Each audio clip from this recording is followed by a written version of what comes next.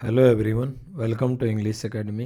English academy की इस video के अंदर आज हम 10वीं क्लास की फर्स्ट फ्लाइट जो बुक है उस बुक की फर्स्ट पोएम करेंगे। पोएम का नाम है डस्ट ऑफ स्नो और इसके पोएट हैं रॉबर्ट फ्रॉस्ट।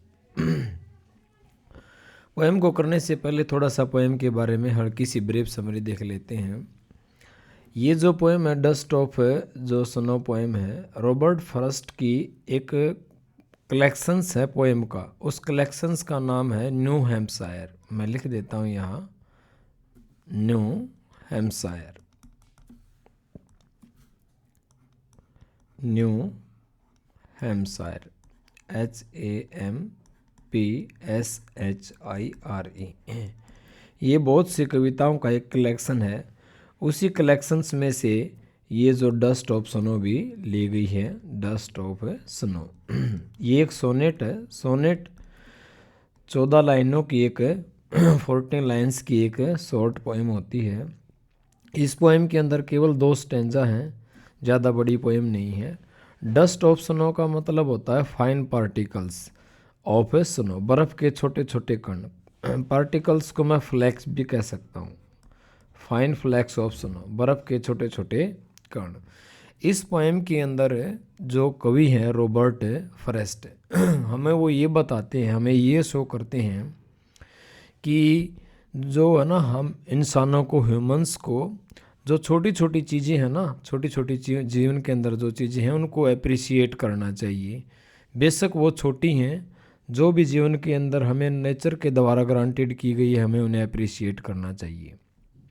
इस पोएम के अंदर जो पोएट हैं रॉबर्ट फ्रॉस्ट, वो इस चीज़ को भी दर्शाते हैं, शो करते हैं कि even small and significance acts, हमारे जो छोटे छोटे महत्वपूर्ण जो एक्ट्स हैं, कैन अपलिफ्ट आवर मूड, वो हमारे मूड को क्या कर सकते हैं, अपलिफ्ट कर सकते हैं।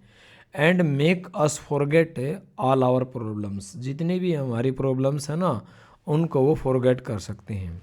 इसके अंदर ये भी बताया गया है कि जो नेचर है वो एक ग्रेट हीलर है। हील का मतलब होता है घाव का भरना, घाव का भरना। तो प्रकृति सबसे बड़ा जो है एक दवा है जो हमारे घावों को हील करती है, हमारे मूड्स को क्या कर देती है, चेंज कर देती है। इसी तरह इस पोएम्स के अंदर भी जो है कवि का जो मूड है वो काफ़ी ख़राब है। यहाँ पर ये कवि दिखाए गए हैं और इस कविता के अंदर एक हेमलॉक ट्री का जिक्र किया गया है।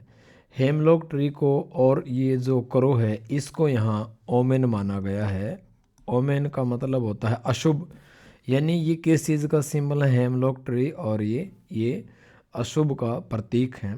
लेकिन ये जो कौवा है, ये कभी जब पेड़ के नीचे खड़ा होता है तो ये कुछ जो है, जो इसकी ब्रांचेज लगा लो या कुछ भी लगा लो, उसको क्या कर देता, थोड़ा सा मुँह कर देता, जिसके कारण बर्फ़ के कण जो है कवि के ऊपर गिर जाते हैं और कवि का मूड चेंज हो जाता है। जो पूरा दिन उसका ख़राब होने वाला था वो बच जाता है। ये छोटी सी इसकी ब्रीफ समरी थी। अब हम पढ़ते हैं पोएम का stanza. The way A crow Shuk down on me the dust of snow from a hemlock tree. यहाँ पर कवि कहता है वे का मतलब होता है तौर तरीका, शुक डाउन हो झटके से कोई चीज़ गिरा देना। ऑन यहाँ पर अपोजिशन है। The dust of snow fine particles of snow from a hemlock tree. Hemlock tree का मतलब होता है एक पॉइजनस प्लांट होता है जिसके ऊपर वाइट फ्रूट लगते हैं। यहाँ पर आप देख सकते हैं इस कवि के अंदर जो है ना, जो ऋतु है वो जो है विंटर सीजन का समय है। विंटर सीजन है जब ये इस पोएम के बारे में बताया गया है। तो यहाँ पर कवि कह रहा है कि जब उसका मूड ख़राब था, जिस तरीके से, जिस ढंग से इस कौवे ने हेमलॉक ट्री से जो है उसको शुक किया, मैंने बताया आपको, शुक करने पर जो बर्फ़ के पार्टिकल्स गिरे उससे कवि का मूड चेंज हो गया था। तो यहाँ पर कवि ने ये नहीं बताया है कि ये जो कौवा है इसने वे का मतलब तौर तरीका, ढंग, कि क्या ये जब यहाँ से उड़ रहा था यहाँ आके बैठा या बैठने पर इसने इसकी ब्रांचेज को थोड़ा सा मूव किया तब ये बर्फ़ के पार्टिकल्स गिरे। इस चीज़ को कवि ने बताया नहीं है कि कैसे, बस इसलिए बताया वे, जिस तरीके से कि जो है फाइन पार्टिकल्स इसके ऊपर गिरे, इस कौवे ने इसको हिलाया, उस चीज़ का यहाँ पर जिक्र किया गया है। अब देखते हैं एक बार दूसरा स्टेंजा को करने से पहले हम इस स्टेंजा के जो है पोएटिक डिवाइस को देख लेते हैं। पोएटिक डिवाइस में क्या है, एक मिनट में थोड़ी सी स्क्रीन को सेट कर देता हूँ। द वे ए क्रो, सबसे पहले तो देखते हैं अपनी जो है राइम स्कीम इसके अंदर क्या है।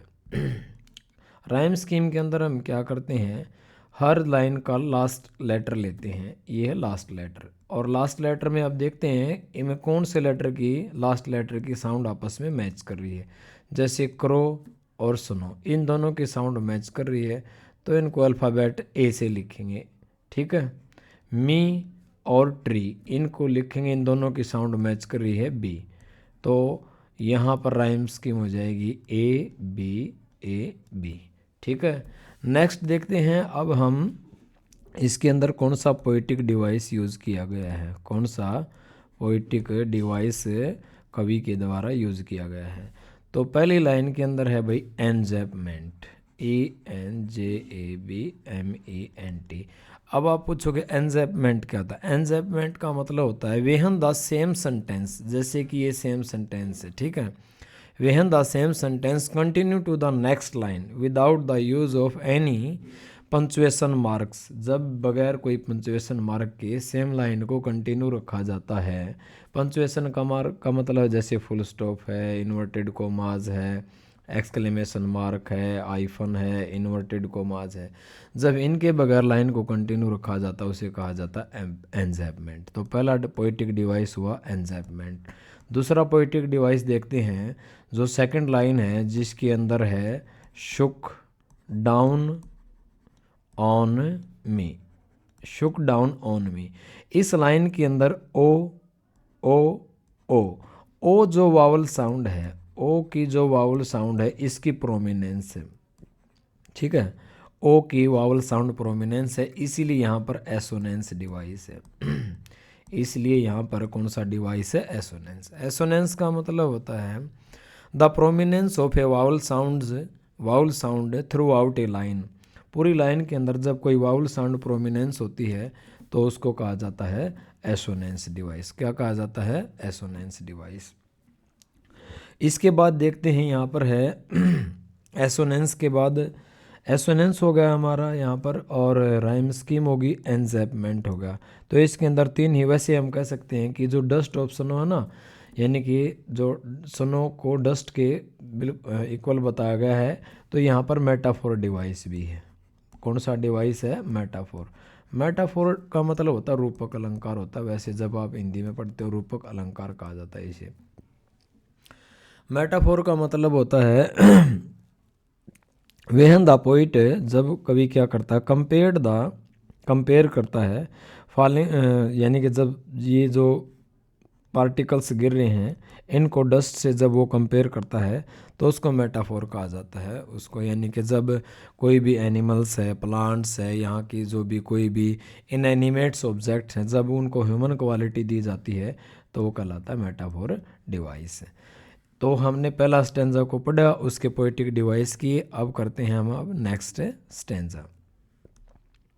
नेक्स्ट स्टेंजा है has given my heart A change, यानी कि ये कह रहा है कि जब ये क्रो जो है इसको शेक करता है इस हेमलॉक ट्री की ब्रांचेज को, तो ये छोटे छोटे पार्टिकल्स कवि के ऊपर जब गिरते हैं ना, तो कवि का मूड जो कि सैड था वो क्या है, बिल्कुल क्या हो जाता है, चेंज हो जाता है, वो बदल जाता है। अब चेंज को मैं आल्टर कह सकता हूँ, ALT, आल्टर करना, चेंज करना। वो मूड क्या हो जाता है उनका, चेंज हो जाता है। And saved some part of the day I had rued. Rued का मतलब होता है हेल्ट इन रिग्रेट, यानी क्या करना, अफसोस प्रकट करना, दुख प्रकट करना, उसको कहते हैं र्यूड करना। या मोर्न, मोर्न का मतलब भी होता है दुख। डिप्लोर करना या लेमेंट, अफसोस प्रकट करना। तो कहता है कि मेरा वो कुछ पार्ट बच गया उस दिन का जो मेरा पूरा ख़राब होने वाला था, जिस पे मैं पूरा दिन अफसोस प्रकट करने वाला था। यहाँ नहीं कहने का मतलब ये है, ये जो हेमलॉक ट्री है और ये जो कुरा है जिसको अपने सोसाइटी के अंदर ओमेन समझा जाता है, ओमेन का मतलब अशुभ समझा जाता है, इसके बावजूद भी, अशुभ समझने के बावजूद भी, ये जो है क्या करता है, कवि के मूड को चेंज कर देता है कुछ पार्टिकल्स कवि के ऊपर गिरा करके। कहने का मतलब यहाँ कवि हमें ये कहना चाहता है कि हमें प्रकृति से बहुत कुछ सीखने की ज़रूरत है। प्रकृति हमें क्या है, हमें पॉजिटिविटी देती है जब हम उसके साथ अटैच होते हैं। तो ये बात कवि ने यहाँ पर एक्सप्लेन करना चाहता है। तो कवि का जो मूड है वो चेंज हो जाता है और उसका दिन जो पूरा बर्बाद होने वाला था वो बच जाता है। अब देखते हैं इसके पोइटिक डिवाइस। सेम वही, हार्ट, मूड, पार्ट और रूड। इसके अंदर देखते हैं राइम स्कीम कौन सी है। हार्ट और पार्ट, ये हो जाएगा सी और सी, और सी से आगे मूड और रूड, इन दोनों की साउंड मिलती है, हो जाएगा डी और ये हो जाएगा डी। तो राइमिंग स्कीम हो जाएगी सी डी, ये हो जाएगी राइम स्कीम। अब देखते हैं इसके अंदर दूसरा पोएट्री, हैज़ और हैड, हैज़ और हार्ट, हैज़ और हार्ट। इसके अंदर है भाई एलिट्रेशन। कौन सा डिवाइस है, एलिट्रेशन, ALLITERATION। एलिट्रेशन को हिंदी में कहते हैं अनुप्रास अलंकार, अनुप्रास अलंकार कहा जाता है एलिट्रेशन को। एलिट्रेशन में क्या होता है, जब किसी भी, जैसे मैं कहूँ करत करत अभ्यास के जड़मती हो सुजान, कह की जो लेटर है इसकी बार बार जो है रिपीटेशन है, तो यहाँ पर हो जाएगा एलिट्रेशन। कहने का मतलब इंग्लिश में बोले तो when the occurrence of the same letter, जब सेम लेटर बार बार घटित होता है, या फिर same sound at the beginning of the adjacent, ये साथ लगता लगा लो, ठीक है, एडजेसेंट लेटर, या फिर कहीं भी दूसरा वर्ड्स जो क्लोजली कनेक्टेड है उसके साथ वाला वर्ड की जो शुरुआत है सेम साउंड से हो, वो होता है एलिट्रेशन। तो यहाँ पर एलिट्रेशन डिवाइस है। फिर देख लेते हैं दूसरा, फिर है डे, और फिर यहाँ पर डी, और यहाँ पर भी डी। यहाँ पर क्या है भाई, डे की भी यहाँ पर साउंड है, इसलिए यहाँ पर भी यहाँ पर क्या है भाई, यहाँ पर है एसोनेंस। क्या है, एसोनेंस। कॉन्सोनेंस है, sorry, consonance, CONSONANC, consonance. Consonance में क्या होता है, जब एसोनेंस में तो वाउल साउंड जो है प्रोमिनेंस होती है, और कॉन्सोनेंस के अंदर जो है ना कॉन्सोनेंट साउंड, जब साउंड जो है प्रोमिनेंस होती है, तो इसके अंदर जो है कॉन्सोनेंस जो साउंड है वो प्रोमिनेंस है। तो यहाँ पर आ जाएगा आपका कॉन्सोनेंस डिवाइस। तो एलिट्रेशन हो गया और कॉन्सोनेंस हो गया, इसके अंदर ये पोएटिक डिवाइस यूज़ किए गए हैं। तो आज की वीडियो के अंदर हमने जो है इस जो फर्स्ट जो पोएम थी हमारी डस्ट ऑफ स्नो, उसको कंप्लीट किया। यदि आपको वीडियो पसंद आई हो तो प्लीज़ चैनल को सब्सक्राइब ज़रूर करना। मिलते हैं नेक्स्ट वीडियो के अंदर।